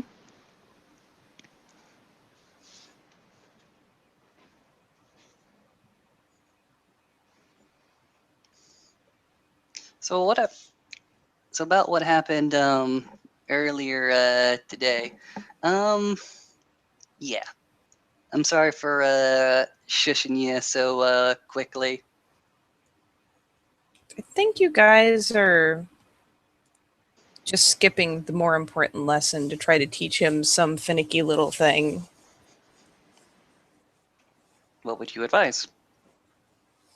Teaching him how to cope with his rage and perhaps to find tricks to make it in the city is one thing, but first teaching him how to cope with his rage in the first place and ways to get what he needs, to turn to the kinfolk, to do whatever he needs to do. Perhaps you shouldn't skip the big step before you take all the little ones. It just seems like setting him up for failure to take him in there with no idea of how to handle his rage and try to get him to talk to people face to face when, for all he knows, it should be perfectly possible.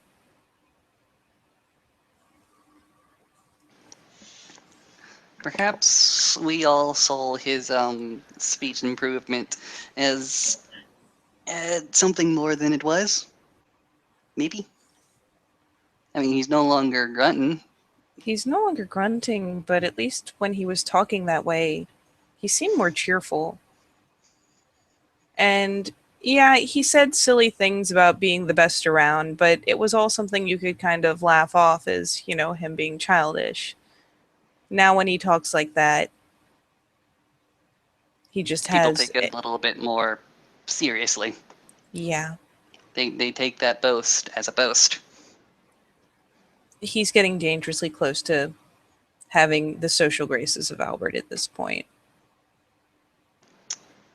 If you have done That something wrong, turning around and trying to poke fun at people or act superior after you've made a mistake, that's no way to handle the problem. is like no. And as much as we preach balance, he needs to get out of the training grounds. Doing nothing but training and meditating in one spot sitting, it's not good for him. He needs to be out and interacting with the Sept. He needs to be doing things. He does need to be doing things. He does need to be interacting with the rest of the Sept. But more importantly, he needs to get in touch with his with the citizenry of the Sept of the Green. Well, I mean, you He can't. has a big stupid smile. Of course, the citizenry of the Sept of the Green, ever protected by their superhero, Nicholas Young.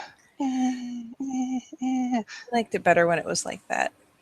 But yeah, forsaking wisdom entirely in favor of strength and glory is no way to live. He's going to have to become balanced, or he's just going to end up making the same mistake again.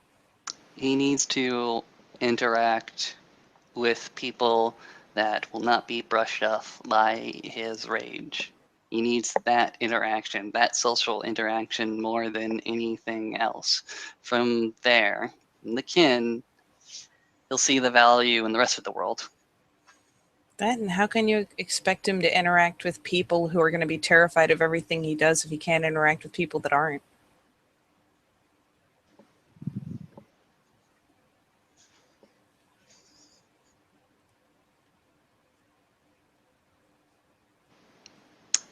Maybe we're hoping for a miracle. Is it Yeah, wrong to but hope for a if you miracle? take him in there and you look for a miracle, but present it to him as something that's achievable and he fails, he's just going to see the failure. Well, when you say it like that. He's a simple guy, Lucas. Mm-hmm. I mean, he talks better now, but he's still a very simple person.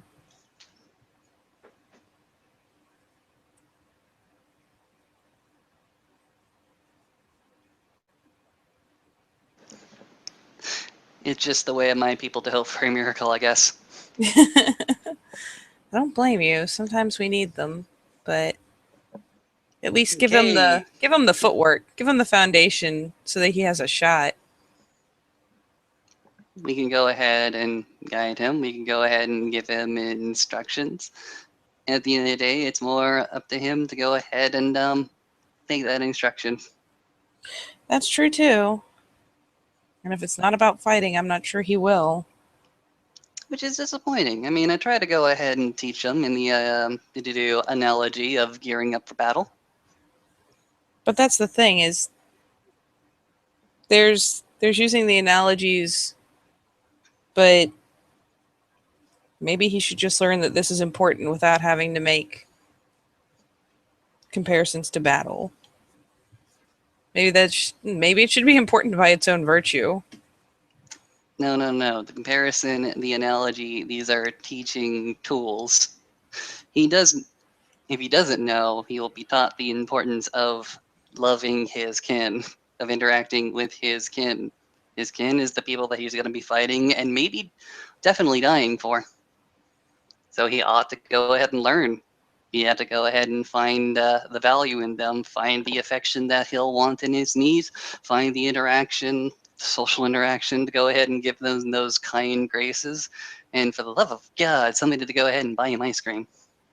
Exactly. I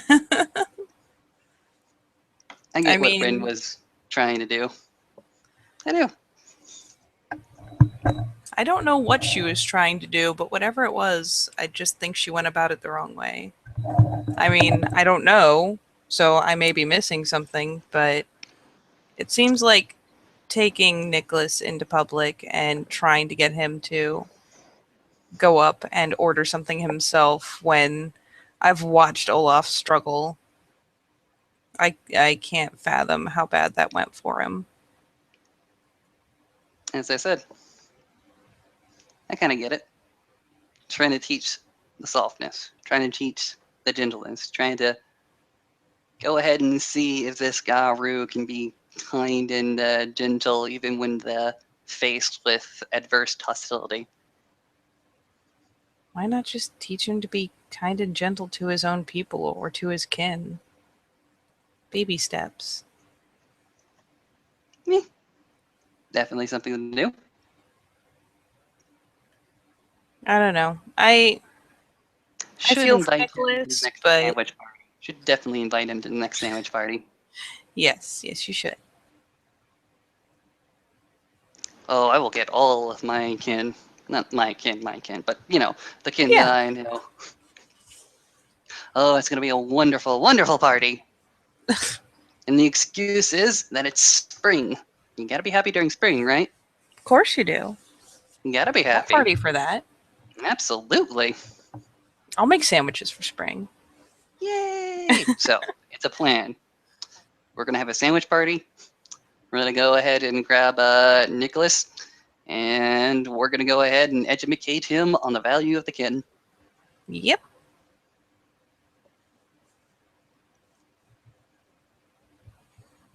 It seems like a good plan. What do you think of Rin? I like Ren. She helped me out when I needed it, but I still think that sometimes she gets an idea in her head, and once she has it in her teeth, she's not going to let go, even if she's trying to push someone 2 steps ahead of where they are. Besides, besides Nicholas, what other examples do you have? I know that she pushed and pushed Garrett until he finally joined a pack, nagged him Which for was a good ages. thing. It's true, and it's an important point to make. But once you've made your point, constantly gnawing at it, I mean, it's not necessary. Was Besides, like I said, I'm pretty sure that to this day, you and I could spend time in too close a personal proximity to each other and she'd still give us the side eye. he goes ahead. He goes ahead and waves his hand. Yeah, I don't think that. You know, she told me flat out that we shouldn't pack together, right? She was determined that we should join separate packs or make our own, but we should certainly not pack together.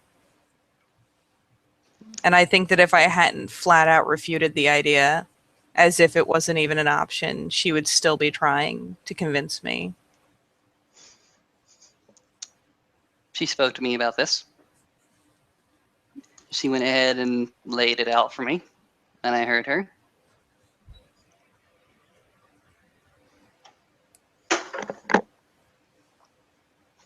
She's wise. I took everything into consideration, and I still hold her words. My decision hasn't changed. Not yet, anyways.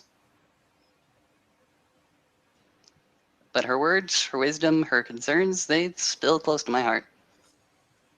I don't blame her for being concerned. I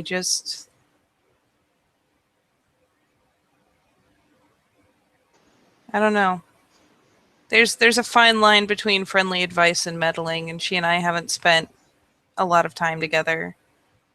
So when she comes on strong with something that I feel that strongly about, it's not, a friend giving me advice. It's someone trying to use their own ideas about me, not knowing me, but some idea they have in their head about me to tell me how I should live.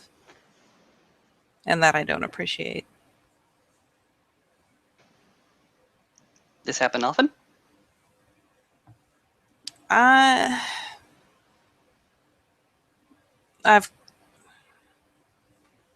She's not the only person who's told me to be careful about how close I keep you. Am I in a locked box somewhere? Because I don't remember being locked in a box somewhere. You're not. But you are my closest friend, and we spend, well, until recently when I've been doing nothing but chiminage, we've spent a lot of our time together. I'm rarely seen without you nearby. And I don't know. I guess people get ideas. Well, I don't have ideas. Fuck them. That was pretty much my response. When Chase has expressed some concern, I told him that I was capable of standing on my own 2 feet. But I don't know. Impressions are apparently everything. It's the same as when everyone has doubts in my ability to do what must be done. Just because I don't relish the idea of killing doesn't mean I can't. And it frustrates me. I am sorry that people, that you still, I'm sorry that this is frustrating to you, and you feel that people still have these strong opinions. I know they do. They tell me. Okay, fair enough. They flat out tell me that they don't think I can do it.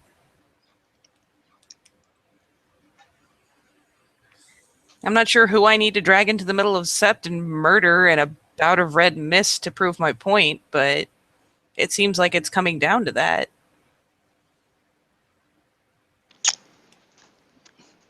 Having to kill is not something you look forward to. Having to kill is not something you go ahead and relish.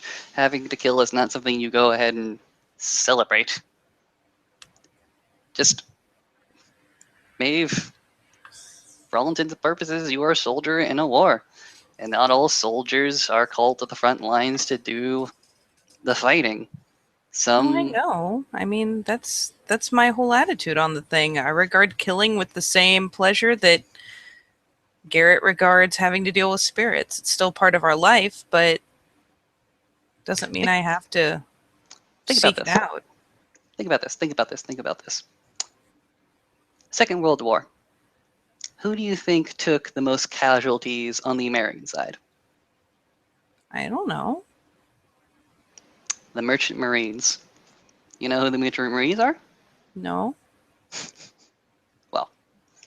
Well, the rest of the European powers were fighting the Nazis, the German forces, the Blitzkrieg. America pretty much remained isolated. They want to remain isolated. Well, not the entire country wanted to remain isolated. It was a democracy, so people had differing opinions, whatever have you. Now,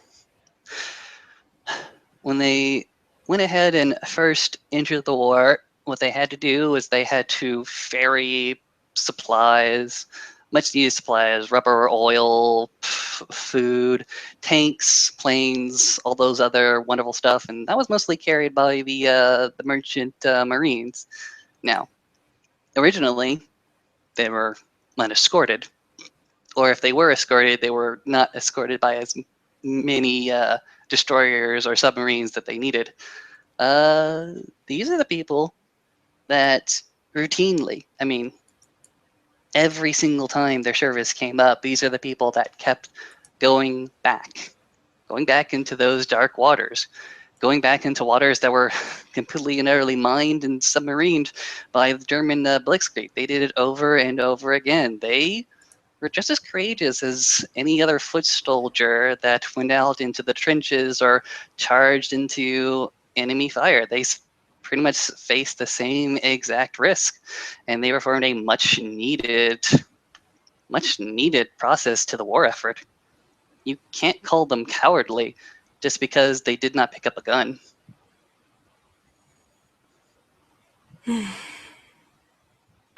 That's just sounds like it just sounds like the exact point that I've tried to make is that yes, this is a war, and yes, I guess we're all soldiers in it because that is the term that they know how to use, but I can aid in this fight without having to be right in the front. In fact, I'm more useful when I'm not elbow deep in someone.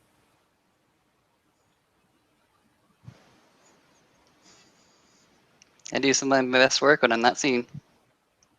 Yep. It just... If I was in a rune, I'd understand. But I'm not. I'm making talons. I'm using those talons in battle. I'm looking after my pack and keeping them up and keeping them in the fight. Because, like it or not, most of them can do more than I can with their claws and teeth. It doesn't mean that I can't if I need to. It doesn't mean that I won't if I need to. But doesn't it make more sense to aid people like Olaf to get them back off the ground, to get them back in the fight, than to try to take their place when I can only do a portion of the damage they can, and it means that there's a body on the ground?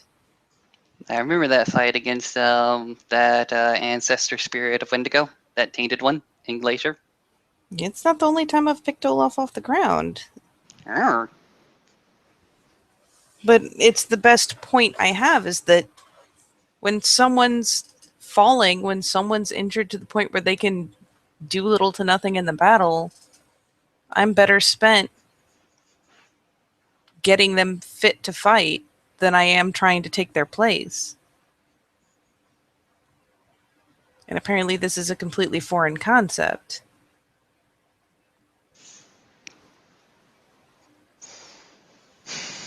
Goes ahead and shrugs. I don't know. Maybe they expect great things out of you. Maybe they expect the wrong things out of you.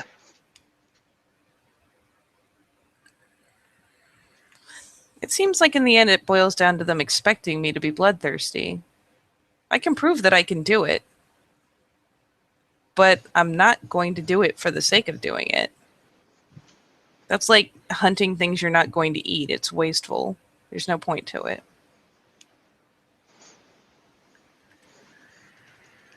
He goes ahead and shrugs. People don't expect anything more from me than I already go ahead and provide. I was called a unicorn. That was awesome. Were you? Yes. I'm glad. He goes ahead and yep, that's a genuine smile on his face.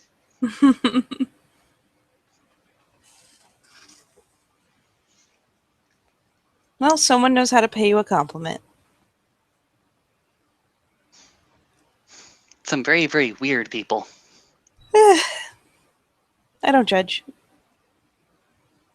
Okay, I do sometimes, but for this, I don't judge.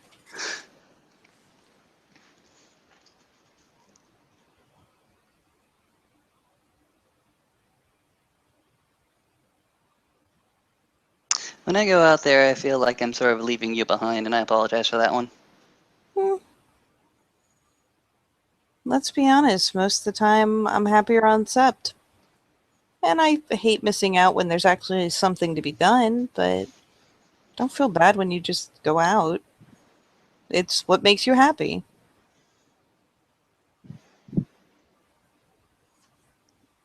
And staying on Sept makes you happy? For the most part, yeah. I mean, going out to the park is nice. Going out to visit the tree is nice, but when you're going and hanging out in the city or visiting people you know that I don't, I mean, I'm just as happy here. Don't feel bad about it. I don't expect you to have to be responsible for dragging me out every time. Besides, I have a ludicrous amount of gardening to do. So, Ludicrous. Absolutely ridiculous. Yards upon yards absolutely of gardening. absurd. If you went ahead and stacked all the gardens and every single plant stem from root to petal, it'd probably reach all the way to the moon and back. I don't know if that's true, but I'll go for it. Sounds good. Fair enough. Fair enough.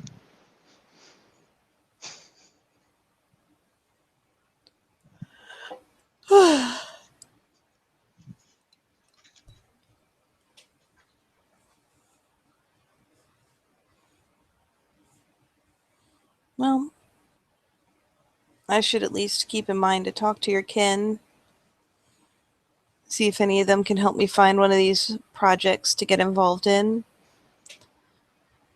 And then I gotta find at least, well, if that pays out and Aaron pays out, then I just need to find one more place. Correct me if I'm wrong, but you only are indebted to 3 gardens, right? Was it 3? It's 1 for each turn of the moon in spring. 1 for each month of spring. Yeah. Well, that's a full turn of the moon. April, May, March, April, May, probably. March, April, May. Yeah. Well, I'm already behind. You're working on Olaf's thing. Well, yeah, but it's April.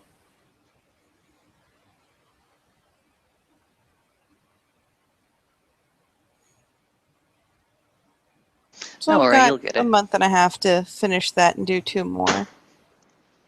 Yeah, you'll be fine. Absolutely fine. I guarantee it. I believe in you. I believe in you. I imagine if worse comes to worse, I can make beggy eyes at you until you help me transplant some flowers or something. Yeah, if you make the beggy eyes, then I'm probably just like gonna bound to do it. Just to make you stop. Why would you subject me to that torture? I think Calls is really interested in it too. I hadn't called her in on Olaf's garden, but for the other 2, I think I could use all the help Call? I can get. She feels really strongly about it, I know about that giving she's very, bastions to the very, wild out in the city. yeah, she's very, very interested in pushing back.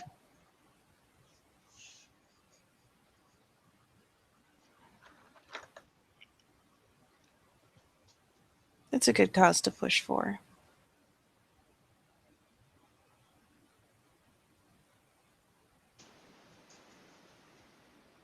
And she'll finally start kind of picking things up and put away the skewers and other random bits of this and that. She's totally not taking the hot dogs, though. Oh, I'm totally taking. Lucas is totally taking the hot dogs.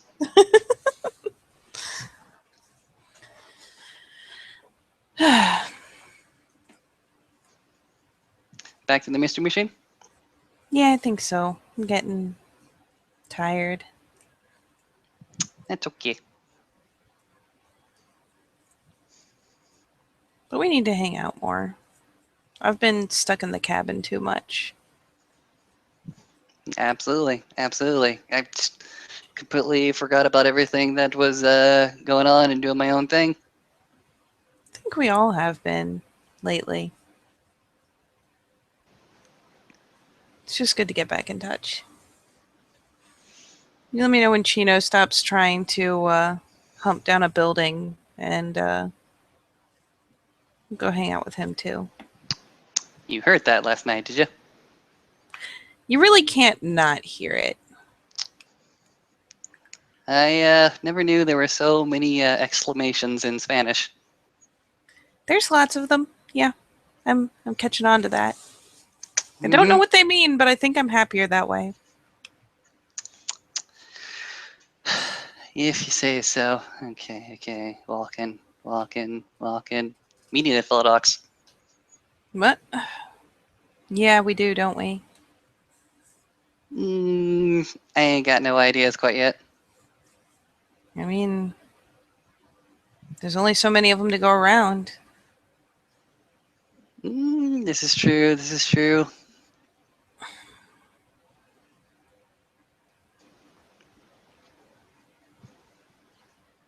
Maybe we can go back around to Plan A. I like him best anyways. Who? Olaf. Olaf.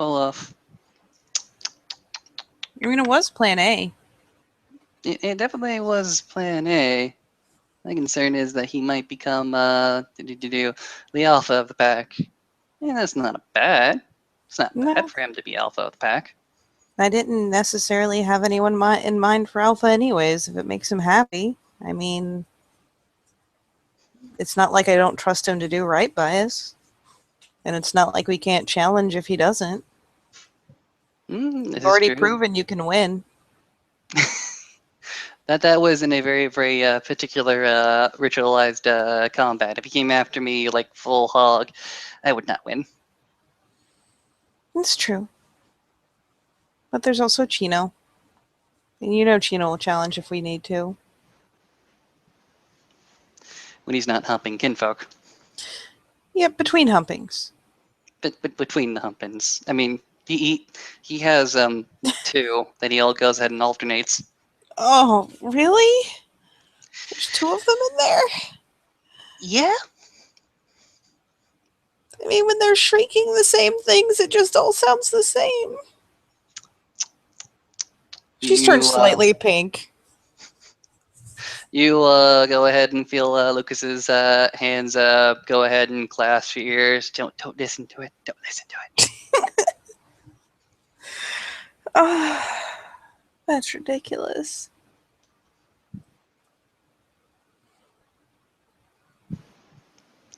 I'm not sure if I have much more plans in me. Don't know what happened. I'm sure spring will go ahead and produce new ones.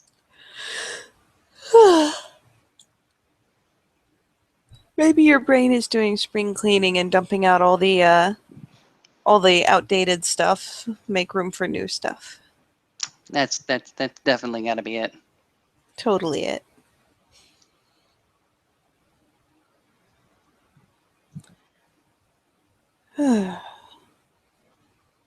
And so with that, I'm going to assume that they make it back to the van because Katie is flagging out really fast, actually. Go ahead. If you are the sleepy, do the sleepy outro. I can do that. And so it is that this familiar pair who have been God, I can't brain. Strange is the word that you could use. Yes, estranged of late, are finally reunited, back together, speaking comfortably, cracking jokes, and just reassuring, whether it's to themselves or to each other, that all is well, all is normal, nothing has changed, nothing has gone awry. And they will make their way to the van, hop in, and finally point themselves back to the familiar, if somewhat confining, boundaries of the Sept. And with that, I will say Thank you, players, for playing. Thank you, watchers, for watching. And we will see you next time on The Living World of Darkness, Rage Across New York.